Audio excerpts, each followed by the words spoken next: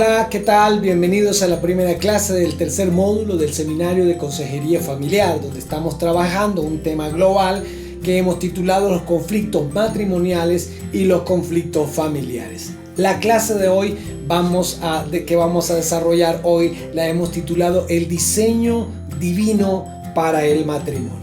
Una de las cosas que es importante que tengamos presentes es que quien inventó el matrimonio es Dios.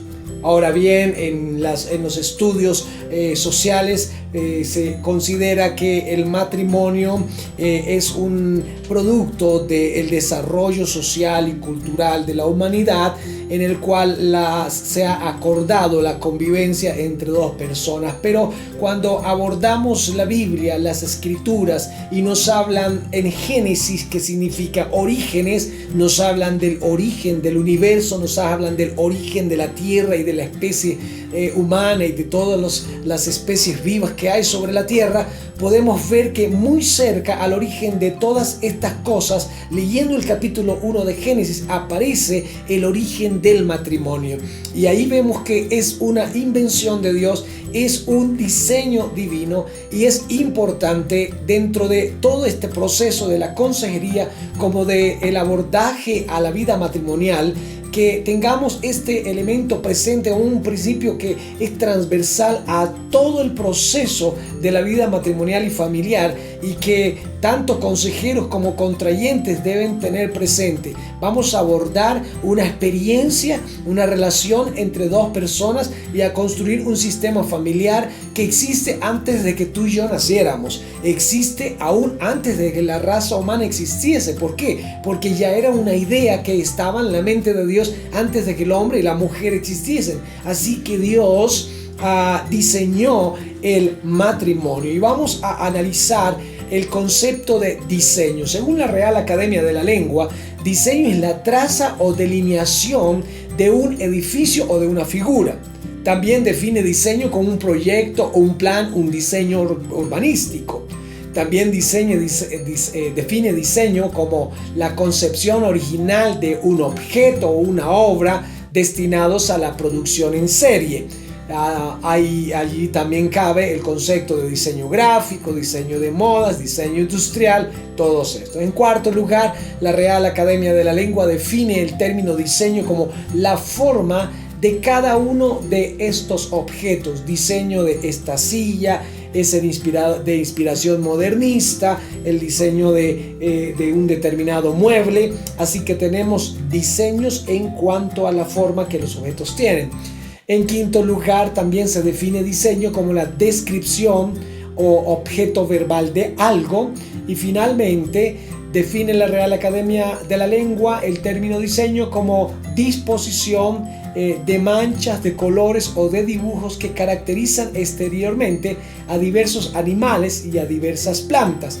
Así que estos en términos generales diseño. Pero vamos a tomar de todos estos elementos con los que la Real Academia de la Lengua define el término diseño, vamos a abordar este concepto que está en el primero y segundo lugar, la traza o delineación de un edificio o figura, o un proyecto o un plan, ¿sí? En el cual nosotros podemos comprender que el matrimonio, la vida matrimonial y la vida familiar son el producto de un diseño divino con un objetivo específico. Le dio unas características, le dio una definición, lo hizo de tal manera que había una intención estratégica reflejada a través de las características que Dios le dio a la vida matrimonial. Pero veamos un momentico algunos ejemplos, aparte del matrimonio, algunos ejemplos acerca de diseño divino. En primer lugar, hablemos un tantito acerca de la creación como diseño divino. Si tú abordas el capítulo 1 de Génesis, los versos 1 y 2, podemos ver que dice así: en el principio creó Dios los cielos y la tierra estaba desordenada y vacía, y las tinieblas estaban sobre la faz del abismo, y el Espíritu de Dios se movía sobre la faz de las aguas. Ahora tenemos aquí un concepto sobre el punto de partida, donde empieza todo. dice el texto, en el principio, dando un referente en cuanto a tiempo se refiere. Obviamente un tiempo muy ajeno al que nosotros estamos viviendo. Y dice, en el principio creó Dios. Ese término creó viene del término hebreo bara, que significa hacer que algo exista de la nada.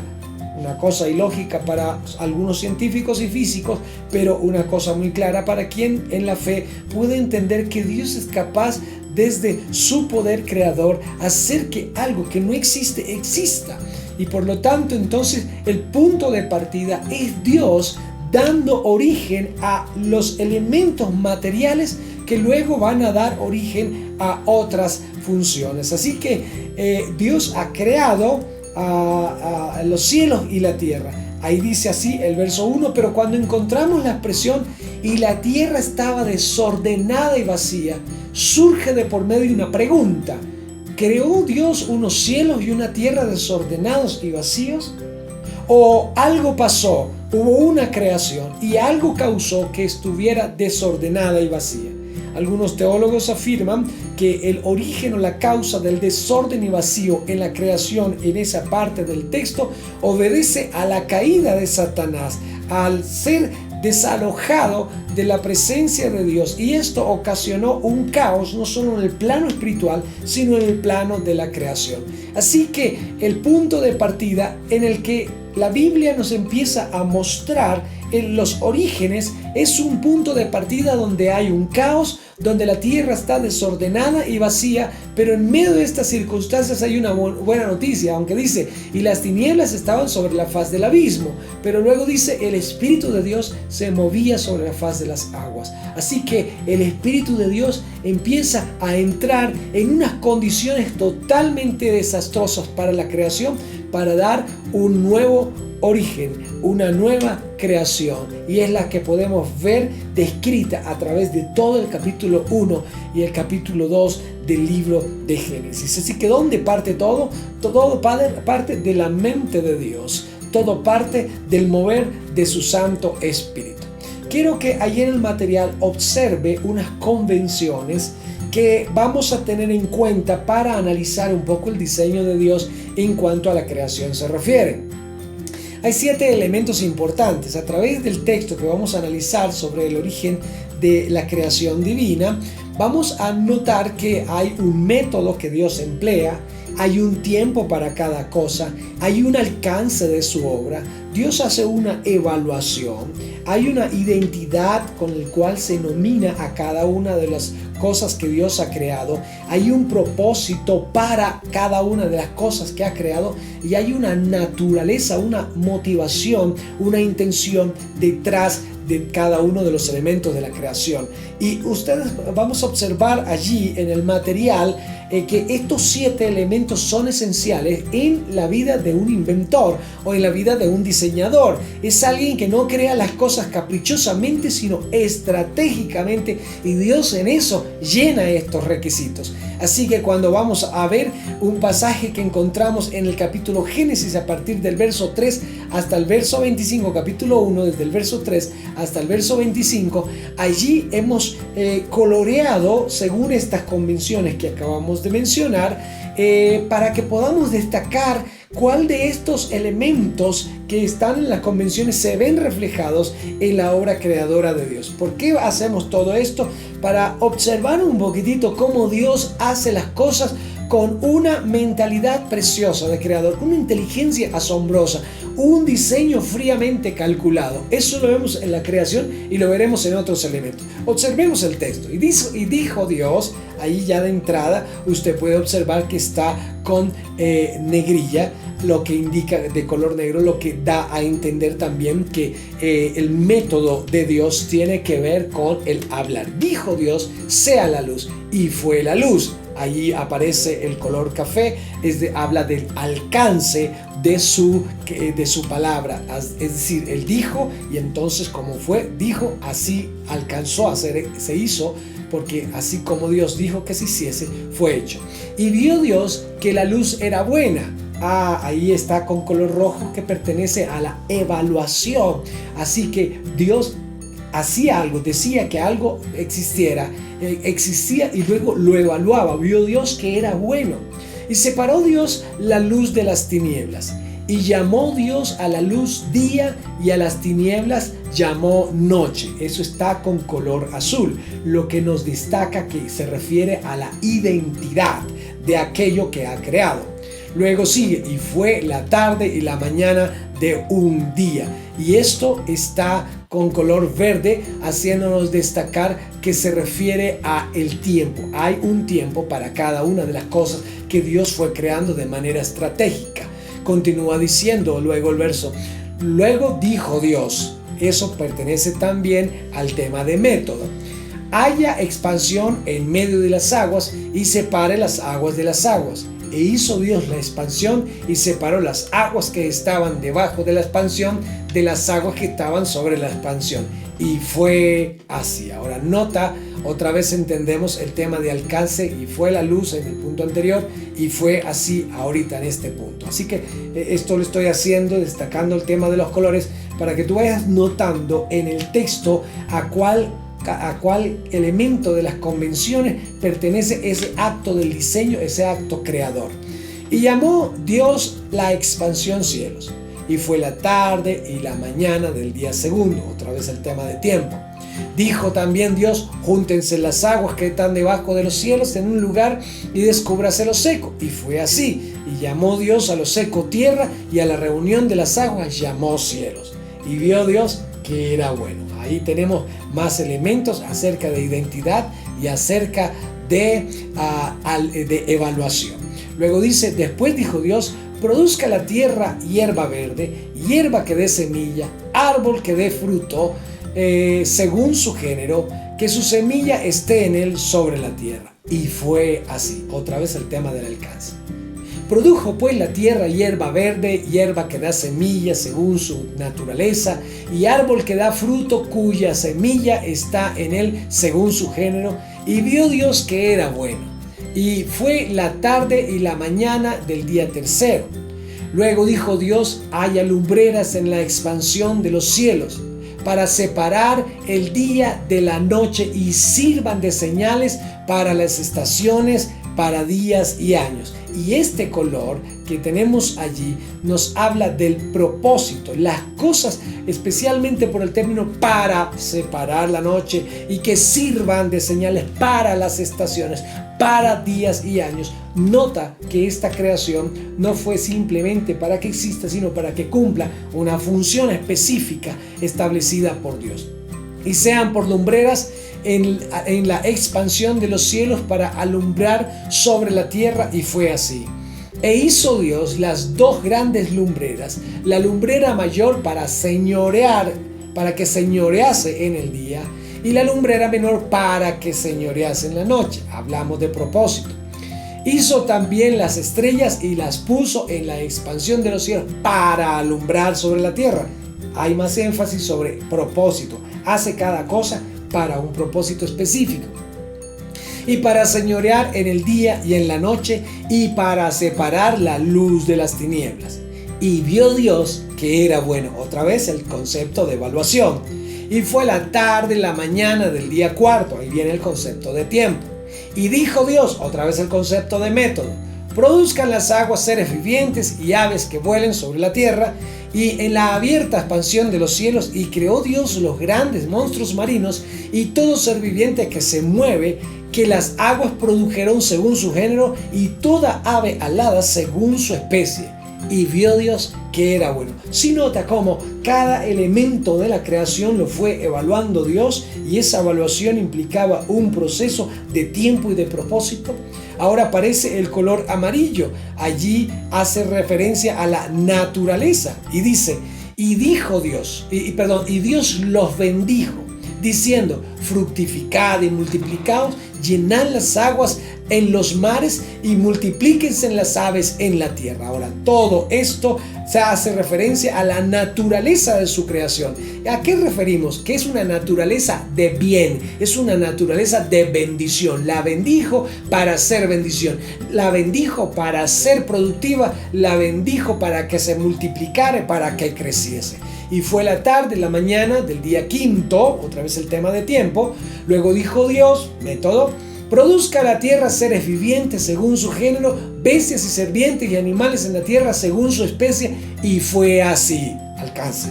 E hizo Dios animales de la tierra según su género, y ganado según su género, y todo animal que se arrastra sobre la tierra según su especie. Y vio Dios que era bueno. Aquí ya podemos ver cómo en la descripción de la creación, en capítulo 1 de Génesis, hay todo una metodología, hay un propósito, hay un tiempo, hay un alcance, hay una naturaleza, hay todo un diseño fríamente calculado de parte de Dios para hacer su creación. Así que tenemos un primer elemento que nos sirve como ejemplo.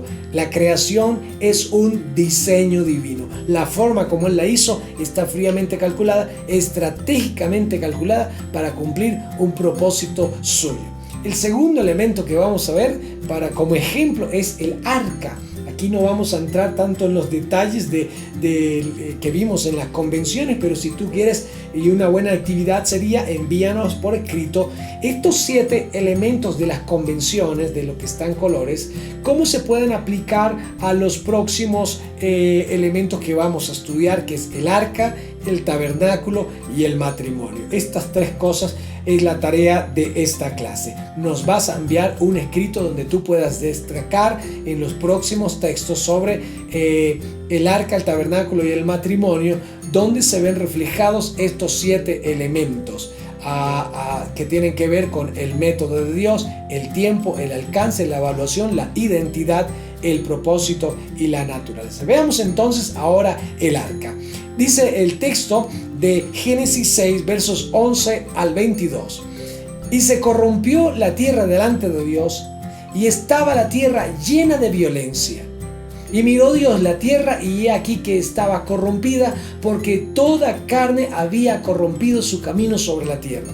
Dijo pues Dios a Noé: he decidido el fin de todo ser, porque la tierra está llena de violencia a causa de ellos, y he aquí que yo los destruiré con la tierra.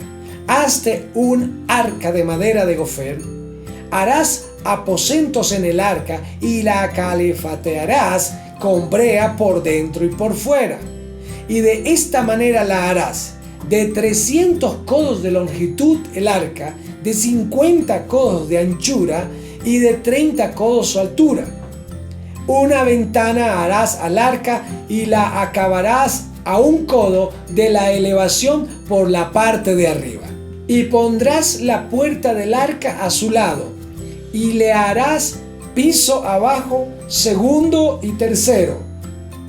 Y he aquí que yo traigo un diluvio de agua sobre la tierra, para destruir toda carne en que haya espíritu de vida debajo del cielo.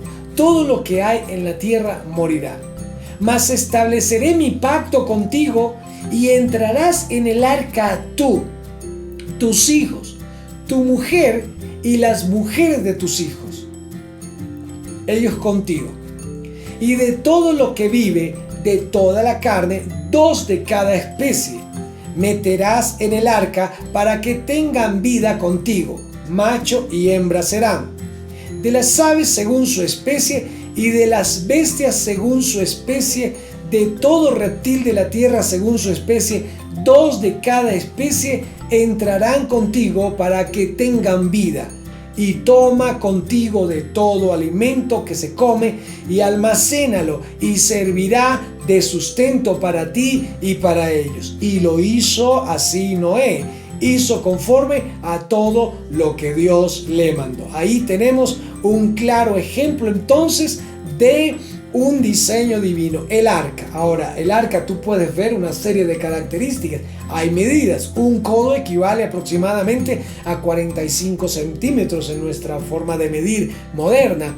Así que tú puedes mirar las medidas, y algunos investigadores, especialmente diseñadores de navíos, constructores de embarcaciones, han podido observar la ingeniería que hay en las medidas que Dios le dio a Noé para la construcción del arca, y cómo había una clara construcción, había un claro diseño dado por Dios a Noé. Ahora, algo que quiero destacar aquí es cómo Noé respetó, porque al final el verso 22 dice: y lo hizo así Noé, hizo conforme a todo lo que Dios le mandó. Ahora, eso nos muestra que Noé respetó el diseño que Dios le dio para construir el arca. Se gastó 120 años en esa tareita, bastante tiempo para una vida de nuestro tiempo actual. Noé, por supuesto, vivió muchos años más, pero notamos cómo Noé recibe de Dios un diseño, y ese diseño lo asume de manera responsable, cumpliendo todas las órdenes tal como le fueron dadas por Dios. ¿Qué tal si a Noé se le ocurre decir: ¿y por qué de 3 pisos? ¿Qué jartera hacer una cosa de 3? ¿Por qué no lo hacemos de 2 pisos? ¿Y por qué estas medidas? ¿Por qué uno un poco más corto, un poco más ancha? ¿Por qué tenemos que poner una puerta aquí? ¿Por qué tenemos que poner una ventana? Si Noé hubiera alterado el diseño del arca, ahora entendamos que posiblemente era un constructor, era una persona que trabajaba la madera, pero tal vez no era necesariamente un navegante, podríamos considerar entonces que Noé hubiera podido alterar en su desconocimiento el diseño que le había dado Dios. Sin embargo, lo respetó, y ese respeto que Noé tuvo del diseño que Dios le dio para construir el arca nos salvó la vida a ellos, a él, a su esposa, a sus hijos, a sus nueras y a las diferentes especies que pudieron ser alojadas en el arca durante el diluvio. Fueron salvas gracias a un acto de obediencia y de respeto absoluto de parte de Noé al diseño que Dios le dio. Lo mismo hizo Dios con la creación y la colocó en manos de los hombres. Lo aseñorearás, te multiplicarás. Y nota cómo detrás de todo esto hay una entrega del diseño de Dios en cuanto a la creación para que el hombre la administre. Y vemos entonces cosas que Dios ha diseñado y las ha puesto en manos del hombre. La creación, este caso el arca, y ahora veamos el tema del tabernáculo. En Éxodo 25 del 1 al 9, bueno, a través de todo Éxodo, capítulos 25, 26 en adelante, vamos a poder observar cómo hay instrucciones de Dios para el diseño de algo que se llamaría el tabernáculo de Dios. Ese sería una habitación. Tú puedes entrar con más detalles a estudiar a través de todos estos capítulos, pero yo solamente quiero destacar esto del capítulo 25 entre los versos 1 al 9. Jehová habló a Moisés diciendo: di a los hijos de Israel que tomen para sí ofrendas de todo varón que la diere de su voluntad. De corazón tomaréis mi ofrenda. Esta es la ofrenda que tomaréis de ellos: oro, plata, cobre, azul, púrpura, carmesí, lino fino, pelo de cabras, pieles de carneros teñidas de rojo, pieles de tejones, madera de acacia, aceite para alumbrado, especias para el aceite de la unción y para el incienso aromático, piedras de ónice y piedras de engaste para el efod y para el pectoral. Y harán un santuario para mí, y habitaré en medio de ellos, conforme a todo lo que yo te muestre. Y el diseño del tabernáculo y el diseño de todos sus utensilios, así lo haréis. Nota la advertencia del verso 9. Dios le hace una acotación. Todo esto es el preámbulo para luego darle una cantidad de instrucciones relacionadas con materiales, medidas, diseños. Así que Dios advierte: conforme a todo lo que yo te muestre, le dice Dios a Moisés, el diseño del tabernáculo y el diseño de todos sus utensilios, así lo haréis. Dios ha diseñado algo y ahora lo va a poner en manos de Moisés. Y le dice: mira, Moisés, yo te voy a entregar este diseño, tú lo vas a hacer realidad, pero respeta el diseño que yo te doy para hacerlo. Así que Moisés toma esta responsabilidad y conforme a como Dios le indicó, Moisés lo hizo. Pero si caprichosamente a Moisés se le hubiera ocurrido decir, pero ¿por qué tenemos que hacerlo de color blanco? ¿Por qué tenemos que hacer esto? ¿Por qué tenemos que hacer aquello? ¿Y por qué no de madera de otra? Es que acacia tiene unas características más difíciles de manejar. ¿Por qué no lo hacemos de otra manera? Y si Moisés no hubiera respetado los diseños divinos en cuanto al tabernáculo se refiere, hoy tendríamos serios conflictos teológicos en relación a todo el contenido tipológico que hay de Jesús en el tabernáculo, del reino de los cielos en el tabernáculo, del carácter de Dios en el tabernáculo, del propósito de Dios en el evangelio en el tabernáculo. No tendríamos absolutamente nada de esto si Moisés hubiera alterado e irrespetado el diseño de Dios a través del tabernáculo. Gracias a Dios por la vida de Moisés, gracias a Dios por la vida de Noé, que recibieron ese diseño y lo ejecutaron lealmente respetando los diseños de Dios. Pero aquí tenemos otro elemento y es el matrimonio. El matrimonio también es un diseño de Dios, que Dios ha entregado al hombre y que no propiamente el hombre ha respetado. Y es por eso que empezamos este seminario, este módulo, con este concepto. Hay una forma correcta de hacer la vida matrimonial. Es la forma de Dios. Y es la forma en la que Dios a través de su palabra le ha dado al hombre un diseño. Este es el diseño que yo te doy para crear matrimonio, para formar matrimonio. Respeta ese diseño y entonces podrás vivir las bendiciones que ese diseño trae. Y respeta ese diseño y entonces asumirás las consecuencias que viene por pasar por alto los diseños que Dios nos ha dado. Así que vamos a captar aquí algo importante. No podemos crear matrimonios a nuestra manera. Me inventé una forma de matrimonio. Yo iba caminando por la calle, miré una chica que me gustó y le propuse que se fuera a vivir conmigo y ahí nos ideamos una forma de matrimonio. Ese no es el diseño de Dios. Pues entonces dejemos que sea el Estado el que se encargue de unir nuestras vidas. Bueno, ese no fue el diseño de Dios. Entonces, ¿cuál es el diseño de Dios para la vida matrimonial? Es precisamente eso lo que vamos a estudiar. En el capítulo 1 de Génesis, los versos 25 al 31, dice así. Ahora, nota que es capítulo 1 de Génesis. Esto también forma parte del origen de la creación. Y como vimos atrás, que capítulo 1 de Génesis nos muestra cómo Dios creó el universo, cómo Dios creó la tierra, cómo Dios creó los seres vivos que la habitan en el agua, en la tierra, los que vuelan. Pero podríamos decir, ahí podría terminar el capítulo 1 de Génesis, pero no termina allí, continúa a partir del verso 25 para hablar del origen de la humanidad y particularmente del matrimonio. Entonces dijo Dios: hagamos al hombre a nuestra imagen, conforme a nuestra semejanza, y señoree en los peces del mar, en las aves de los cielos, y en las bestias, y en toda la tierra, y en todo animal que se arrastra sobre la tierra. Y creó Dios al hombre a su imagen. A imagen de Dios los creó, varón y hembra los creó. Quiero hacer un énfasis ahí. Varón y hembra los creó. Creo que hay un claro mensaje allí dado por Dios en su palabra acerca del diseño. Pero ya lo vamos a ver más adelante. Y los bendijo Dios.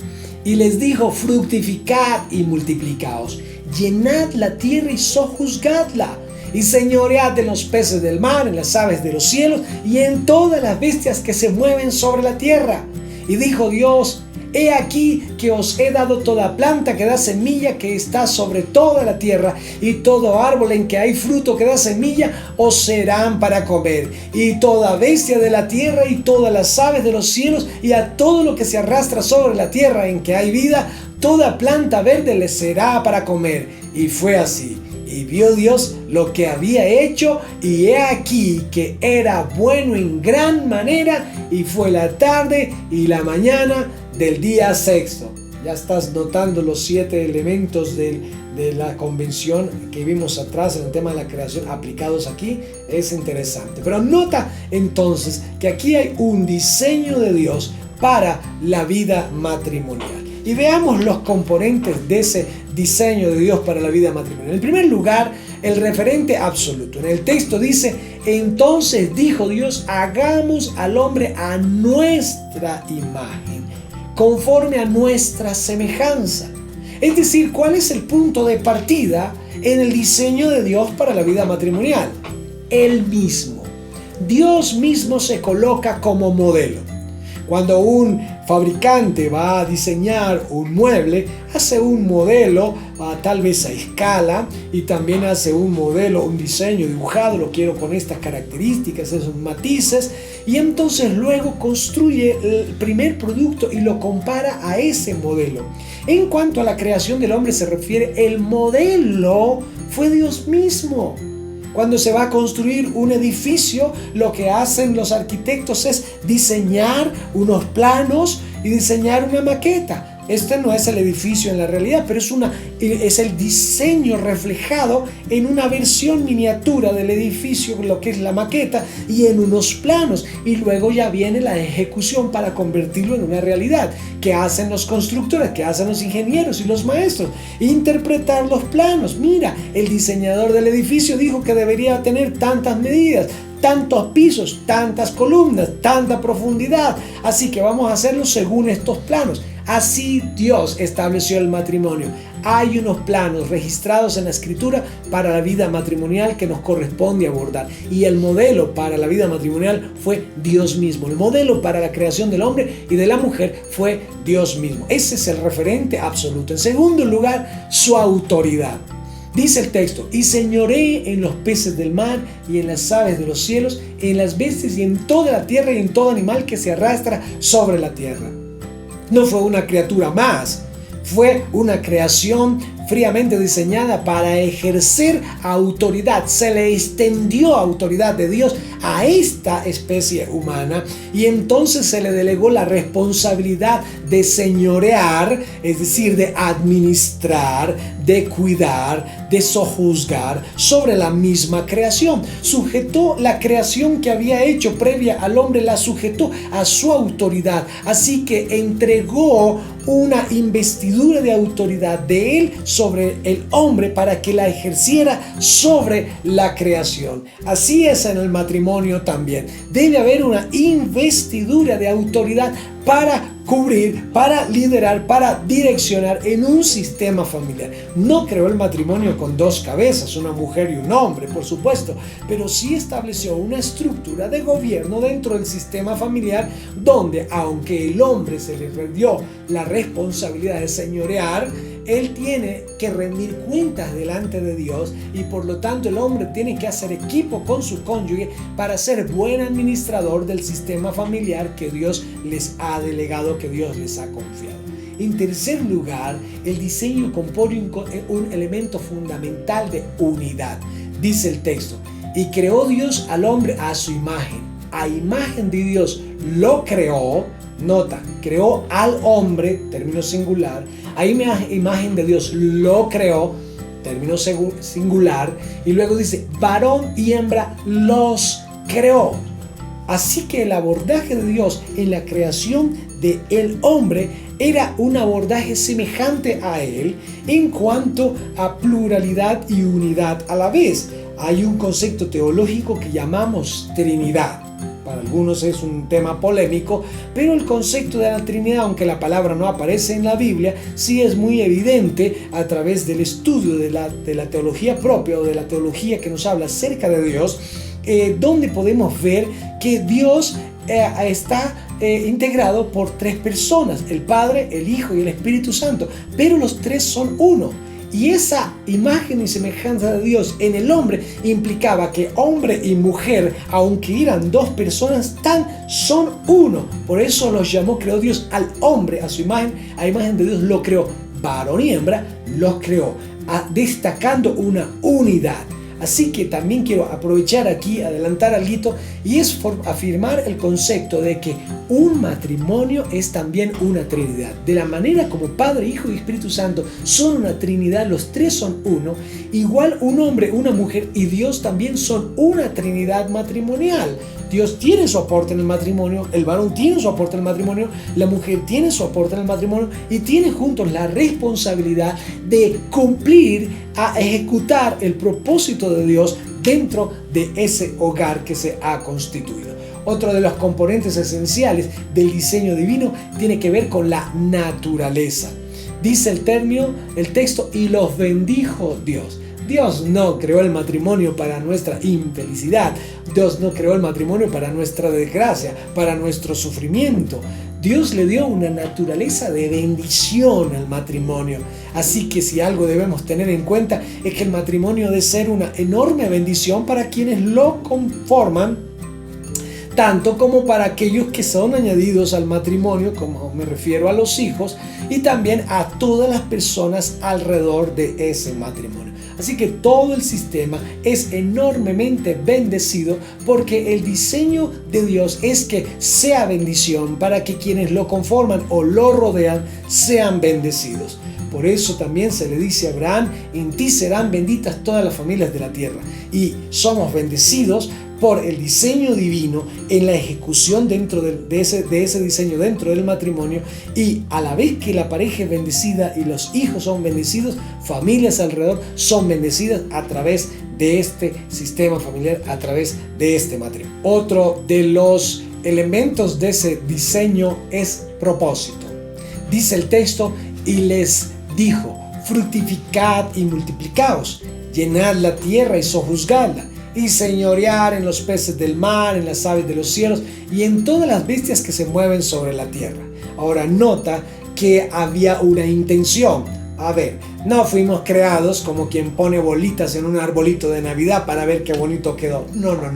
No fuimos creados para decorar la creación. Fuimos creados para cumplir un propósito específico. Y dice el texto, y le dijo, fructificad y multiplicaos. Implica reproducirse, implica dar un resultado. Dios creó al hombre con una expectativa de productividad, de multiplicarse, llenar la tierra, sojuzgarla, hacer gobierno de ella, haz que la tierra sea habitada, señorear en los peces del mar, en las aves de los cielos, en todas las bestias que se mueven sobre la tierra.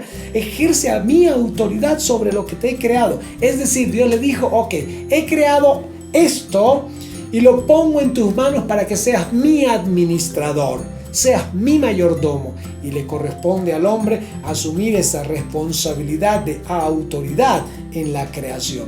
Así que no había una razón plana o insignificante respecto a la creación del matrimonio, sino que había una maravillosa razón, un maravilloso propósito en cuanto a autoridad se refiere. Así que este es otro de los elementos del matrimonio. ¿Cómo está funcionando la autoridad dentro del matrimonio? ¿Cómo está funcionando la autoridad extendida hacia los hijos y la influencia de esa misma autoridad en torno a otras familias, en torno a personas que rodean a ese sistema familiar? Así que hay un propósito, y ese propósito no es un propósito caprichoso de satisfacer nuestros apetitos carnales o de simplemente estar juntos porque me siento solo y el propósito del matrimonio es compañía. Está, por supuesto, implícito ello, pero va más allá que la simple compañía o de la simple satisfacción a las necesidades emocionales o a las necesidades de carácter sexual. Otro de los elementos fundamentales de ese diseño es provisión. Dice el texto, y dijo Dios, he aquí os he dado toda planta que da semilla, que está sobre toda la tierra, y todo árbol en que hay fruto y que da semilla os serán para comer. Ahora, no solamente Dios les coloca sobre la tierra, aún allí en el huerto, sino que contempla que ellos van a tener necesidades. Dios no los creó de tal manera que fueran autosuficientes. Nadie fue creado, ni siquiera en los tiempos de Adán y Eva antes de la caída, había una visión de autosuficiencia. Listo, no necesitamos nada más, somos autosuficientes, no necesitamos comer. No, los creó con la necesidad de comer y les proveyó para esa necesidad. Ahora, esto también implicaba que si yo tengo una necesidad, pues necesito suplirla, y para suplirla necesito hacer algo para ello. Y la intención de esto era dependencia de Dios, que el hombre pudiese siempre depender de Dios para que se mantuviese una permanente conexión del hombre para con Dios. Señor, tú eres mi proveedor. Ahora yo trabajo la tierra, ella germina, me da alimentos y yo los puedo consumir. Esa es una provisión que sostiene a este cuerpo físico. Pero la intención de todo ello era la subsistencia permanente del hombre para el cumplimiento del propósito de Dios con el hombre aquí en la tierra. Así que Dios se encarga de ser el proveedor. Fue Él el que ordenó que la tierra produjera, y luego en la asignación de las responsabilidades también le hace saber que Él le daría toda planta que da semilla y que está sobre la tierra, y de todo árbol en que hay fruto, todo eso sería para que ellos pudieran consumir. Al parecer, ese cuerpo humano, previo a la caída, era un cuerpo humano que requería de la energía, de los alimentos necesarios a través de los suministros que podía adquirir de estas plantas, de estas semillas, de estos árboles que dan estos frutos, y así sostener este cuerpo natural que Dios le había dado. Ahora hay una diferencia, ya a partir de la caída las cosas cambian un poco, pero nota que esta provisión es una provisión que era permanente de parte de Dios a través de la misma creación. Así que también tenemos dentro del diseño divino para el hogar que debe ser un escenario de provisión donde dependemos de Dios para la satisfacción de nuestras necesidades, y que en los puntos anteriores que debe ser una unión que busca un propósito, donde hay una intención, y que debe ser una unión que tiene la naturaleza de ser bendición, y ha de ser una unión donde hay unidad juntos y juntos con Dios. Una unión donde también se refleja la autoridad de Dios, una unión donde Dios es el referente absoluto, aquel hacia el cual nosotros estamos apuntando a agradar, a vivir en su ejemplo. Ahora vamos a ver otro de los componentes en el diseño, y es la evaluación.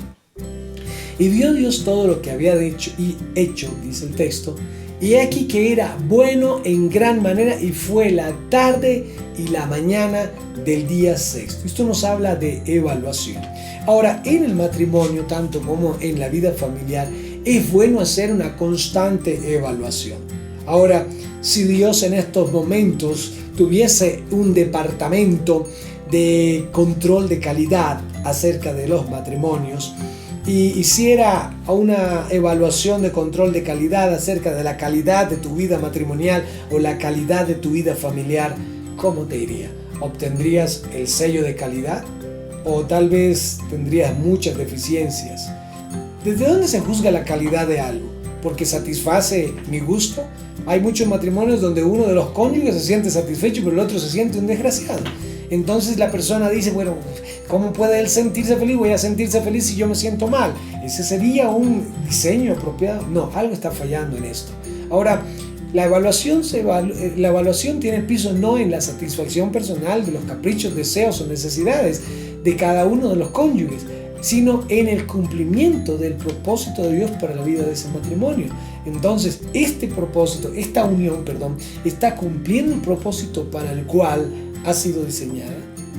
Esta unión tiene las características acorde al diseño que Dios le dio a la vida matrimonial. Desde ahí se sopesa la calidad de un matrimonio. Así que cuando hablamos del diseño de Dios para el matrimonio, Dios tiene una expectativa con nuestro matrimonio y con nuestra familia, y es que sea de buena calidad. ¿De qué calidad es tu vida familiar? ¿De qué calidad es la vida familiar de las personas que nos van a consultar como consejeros? Nos van a contar sus historias, a la cantidad de situaciones que han vivido, los errores en los que han incurrido, y podemos notar, wow, este matrimonio está lejos del diseño de Dios. Alguien se equivocó, alguien pasó por alto los lineamientos de Dios para la vida matrimonial. Y aun cuando en algunas cosas pudieran ser felices, no está funcionando bien, hay que hacerle una evaluación. Cuando vienen los matrimonios a consultarnos como consejeros, es necesario que evaluemos la condición de ese hogar. Ahora, ellos dicen, mi hogar está mal porque ella no hace lo que yo quiero. Mi hogar está mal porque él no hace lo que yo quiero.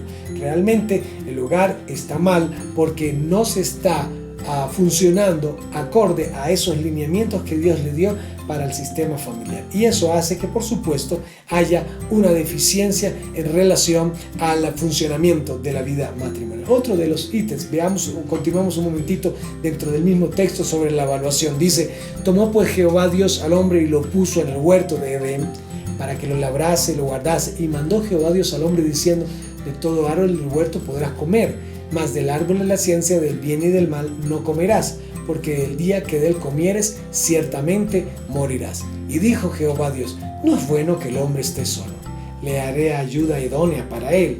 Jehová Dios formó pues de la tierra toda bestia del campo y toda ave de los cielos, y la trajo a Adán para que viese cómo los había de llamar, y todo lo que Adán llamó a los animales vivientes, ese es su nombre. Y puso Adán nombre a toda bestia y a ave de los cielos y a todo ganado del campo, mas para Adán no se dio ayuda idónea para él. Entonces Jehová Dios hizo caer sueño profundo sobre Adán, y mientras éste dormía, tomó una de sus costillas y cerró la carne en su lugar. Y de la costilla que Jehová Dios tomó del hombre, hizo una mujer y la trajo al hombre. Y dijo entonces Adán: esto es ahora hueso de mis huesos y carne de mi carne. Esta será llamada varona, porque del varón fue tomada. Por tanto dejará el hombre a su padre y a su madre, y se unirá a su mujer, y los dos serán una sola carne. Y estaban ambos desnudos, Adán y su mujer, y no se avergonzaban. Ahora, de este texto que viene a continuación, vamos a destacar en primer lugar que Dios hizo una evaluación en el hombre antes de la creación de la mujer, y vio Dios que no era bueno que estuviera solo. Así que como producto de esa evaluación surge la necesidad de la creación de la mujer para responder a esa condición donde el hombre, no es bueno que el hombre esté solo. Pero de este mismo texto vamos a destacar algunas verdades interesantes. En primer lugar, propósito para el hombre. Tomó pues Jehová al hombre y lo puso en el huerto para que lo labrara y lo guardase. Dice el texto entonces que acabamos de referir. Y esto tiene que ver con esa necesidad. El hombre no fue creado en el huerto, fue creado primero y luego fue puesto en el huerto para cumplir una función específica. ¿Cuál? Labrarlo y guardarlo. Hace muchos años un compositor vallenato colombiano cantaba una canción que decía que el trabajo era una maldición, que Dios había puesto el trabajo como castigo por la caída del hombre. Nada más lejos de la verdad, porque aún no había caído al hombre en pecado cuando Dios le ha colocado en el huerto para que lo labrara y lo guardara. Ahora, eso implicaba que habría de tener labores de agricultura. Tal vez para ese tiempo la tierra no tenía tantas dificultades para que fuera productiva, como luego después de la caída se causó. Así que tenemos entonces a un hombre puesto en el huerto para cumplir una tarea, para cumplir un propósito. Él no fue puesto en el huerto para que descansara. ¿Descansar de qué? Recién ha sido creado. No fue puesto en el huerto para que descansara, aunque por supuesto tenía tiempo para hacerlo. Pero aquí vemos a un hombre que fue puesto para ser diligente, para ser responsable, para ponerse a la tarea de labrar y de guardar. Esa tarea no ha terminado. Todavía se mantiene la responsabilidad en el hombre de cuidar, de guardar, de labrar. Y eso anotamos, lo destacamos de manera importante, porque a veces creemos que el hogar es el lugar donde debemos llegar para descansar. No, tenemos que labrar. No digo que no haya que descansar en algunos momentos en las actividades propias del hogar, pero sí me estoy refiriendo a que el hombre, aparte de que tiene las responsabilidades laborales o profesionales fuera del escenario familiar, dentro del escenario familiar tiene la labor de labrar. Eso implica preparar un terreno, sembrar una semilla, cultivarla, cuidarla para que germine y dé fruto. Y esto tiene que ver con el corazón de sus seres queridos dentro de la casa. Las actitudes, las palabras, la forma como tratamos a los miembros de nuestra familia, ellos son un huerto y tenemos la responsabilidad con ese huerto de guardarlo de toda semilla inadecuada, de toda cosa que pudiera venir a dañar la relación familiar, y de labrarlo, sembrando las semillas correctas. En segundo lugar, hay unos lineamientos divinos. Dice: y mandó Jehová Dios al hombre diciendo: de todo árbol del huerto podrás comer, mas del árbol de la ciencia del bien y del mal no comerás, porque el día que de él comieres ciertamente morirás. Vemos a Adán y Eva antes de la caída recibiendo de parte de Dios un mandamiento. No tenía tantos mandamientos como los que nosotros podemos ver, por ejemplo, en el Decálogo, sino que tenía solamente un mandamiento: no tomar el fruto del árbol de la ciencia del bien y del mal que estaba en medio del huerto. Bueno, eso quiere decir que en el diseño de Dios para la vida matrimonial deben existir lineamientos. Antes de la caída del hombre había lineamientos, deben existir lineamientos. Cuando encontramos hogares donde no hay lineamientos, pues se sufre una especie de anarquía. Cada uno hace lo que se le da la gana dentro del sistema familiar. Y cuando no hay unos límites, entonces lo que uno hace puede terminar ofendiendo, lastimando, afectando a otra persona, y esta entonces a su vez va a reaccionar por la molestia que le causa de la invasión de su espacio. Y entonces esas reacciones pueden ser agresivas también, pueden ser violentas y irrespetuosas, y se genera un conflicto de poderes porque tú estás haciendo cosas que me lastiman. ¿Y por qué sucede este tipo de conflictos al interior del hogar? Porque no se han sentado a definir unos lineamientos claros, y esta es una de las causas por las cuales muchos hogares se desintegran. El primer matrimonio, aún antes de la caída, tenía lineamientos. Dios les dijo: de todo árbol del huerto pueden comer, mas del árbol de la ciencia del bien y del mal no comerán. El día que del comer, ciertamente morirá. Dios les da alineamiento, les dice qué pueden y qué no pueden comer, aún les explica cuáles serían las consecuencias de no acatar su instrucción. Así que dentro del diseño divino para la vida matrimonial es un hogar con claros lineamientos que ya están estipulados en la palabra de Dios para tenerlos en cuenta. Ahora hay una expectativa sinérgica. Dice el texto: y Jehová Dios dijo: no es bueno que el hombre esté solo, le haré ayuda idónea para él. Y quiero que analicemos desde estos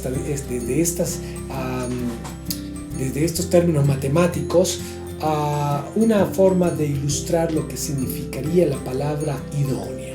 Porque pues el estar al lado de alguien no es necesariamente serle idóneo. Hay personas que están al lado de otro, pero no representan una ayuda, no representan un ánimo, solamente una figura, algo. Estás ocupando un espacio al lado mío, pero no hay una dinámica de conexión, no hay una relación eficaz, no hay un producto final de nuestra relación.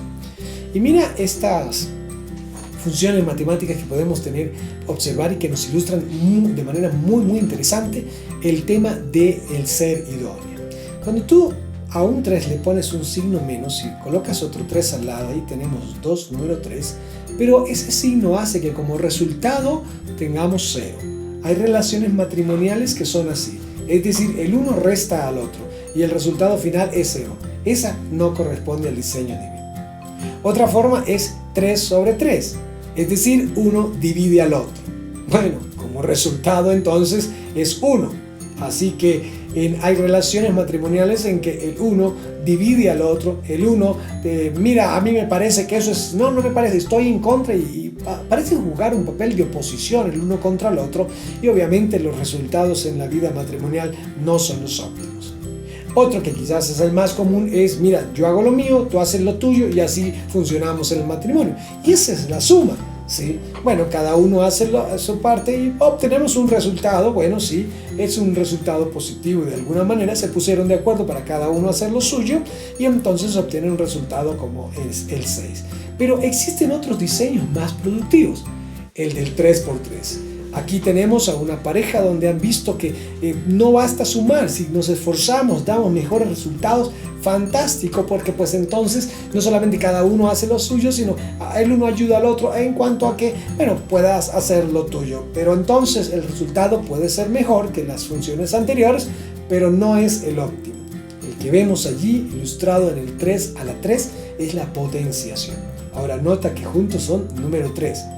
El más grande está representando las unidades, pero el factor el que lo potencia es un número 3 mucho más pequeño. Ahora podríamos allí en ese 3 pequeño, en el exponente, es el término correcto, podríamos tener allí una representación de la mujer.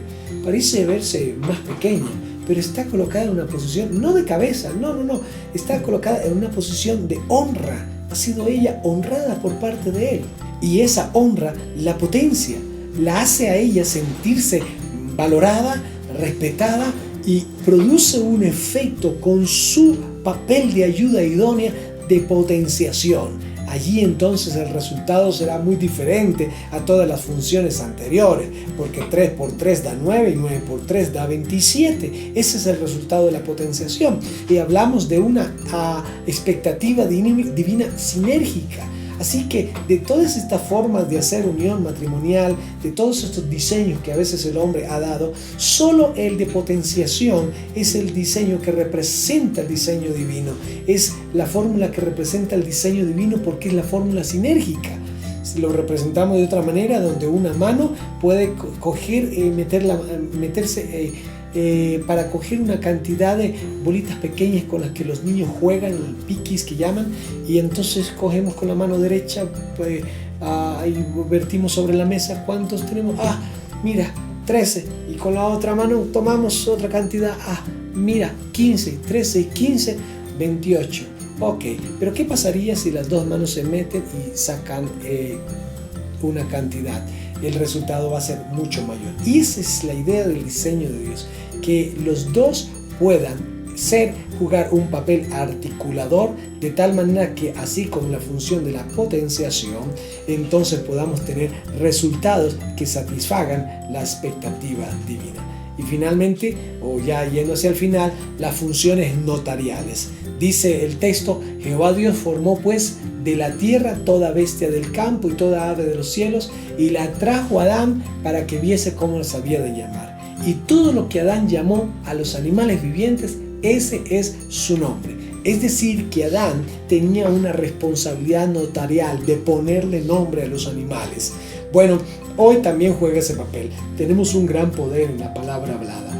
Y a veces con los hijos solemos referir ciertas cosas. Tú no vas a funcionar, tú no vas a servir, mira cómo te salen las cosas de mal, mira cómo haces cosas mal, tú no sirves para nada. Esas declaraciones son funciones naturales, son funciones notariales, donde hacemos declaraciones que alienan el desarrollo o ponen tope al desarrollo de nuestros hijos o al desarrollo de nuestro cónyuge. Allí que tenemos que ser muy cuidadosos con la forma como hablamos para no causar un daño que obstaculiza el saludable desarrollo de la vida de nuestros hijos. Así que en esta función nos corresponde hablar como Dios espera que nosotros hablemos de nuestros propios hijos. Démosle un nombre a cada uno de nuestros hijos, a nuestro cónyuge, un nombre que lo potencie, un nombre que lo identifique como alguien que va a surgir, que va a obtener resultados.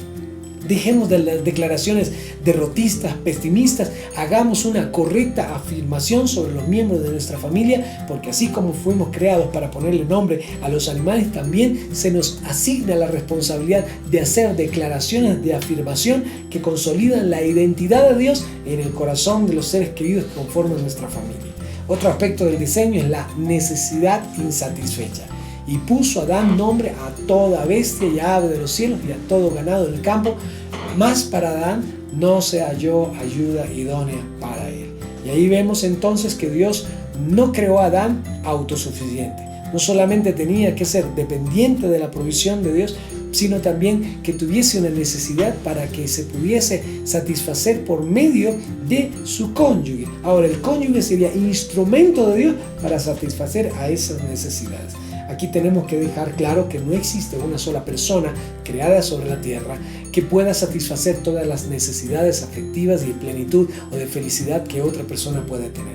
Así que cuando pensamos poder llenar nuestra vida con un cónyuge, estamos incurriendo en un error. Mi cónyuge no puede sustituir a Dios en mi vida. Dios es el que satisface plenamente mis necesidades espirituales, mi felicidad, mis necesidades como persona humana. Así que mi cónyuge, me uno con él para cumplir ese propósito, y por lo tanto el resultado va a ser el cumplimiento del propósito de Dios para nuestras propias vidas, y esas necesidades de orden afectivo, de afirmación, de acompañamiento son satisfechas por Dios a través de mi cónyuge en la unión matrimonial.